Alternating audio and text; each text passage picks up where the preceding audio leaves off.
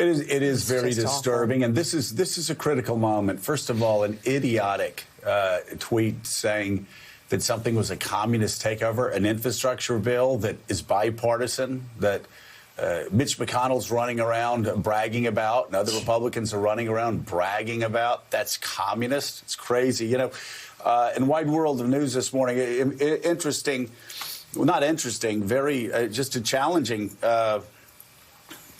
part of it. There's a madness and peril here beyond the normal freak show that American politics has become. These threats are being inspired in part by Upton's own House colleagues. It's one thing for President Trump and other critics of the bill to lie about what is in that measure. Lies every bit as false as the ones about the 2020 election being stolen. It is another thing, in some ways just as pernicious, for Republicans to so brazenly say it was wrong for the 13 to vote the way they did because it gave President Biden a political win. Can you imagine going on the national town square as House Republican leaders and others in Red America have done the last few days and saying, in effect, that members of Congress should always vote against what they believe to be in the interest of their constituents and the nation just to deny a president a win? Jim VandeHei, my God, it's staggering that, first of all, this is a bipartisan piece of legislation.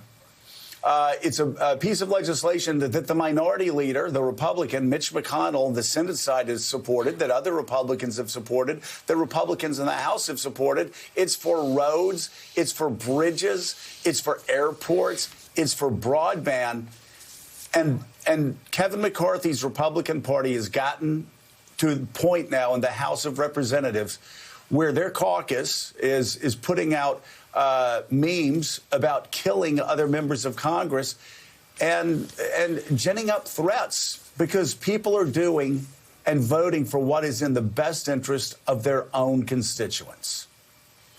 Yeah, and Joe, to understand like how insane and nutty this is, you have to sort of look at Congress over the last 20 years. Yes, like people used to demand party loyalty, and if someone is routinely not on the team, there could be punishment. People have been kicked off committees before.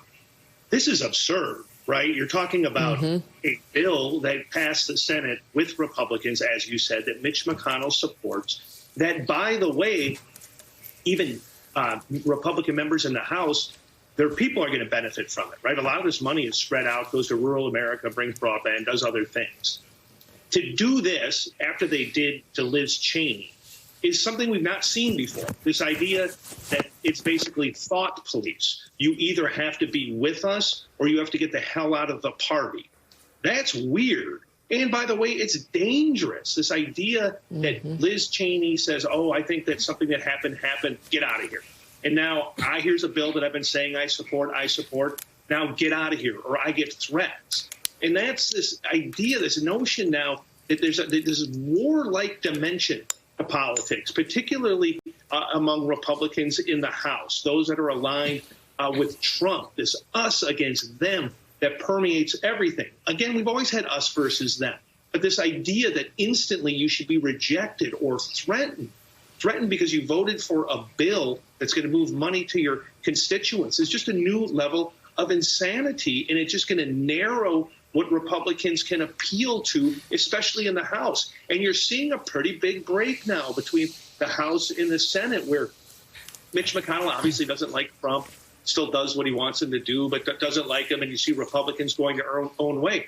In the House, starting with McCarthy and all leadership trickles down, it is, yes, sir, you tell us what you want. If the Trumpers want this, this is what you'll get, even when you know he doesn't think it's the right thing to do. So this is a dangerous precedent that people say, this is just politics as usual. It's not.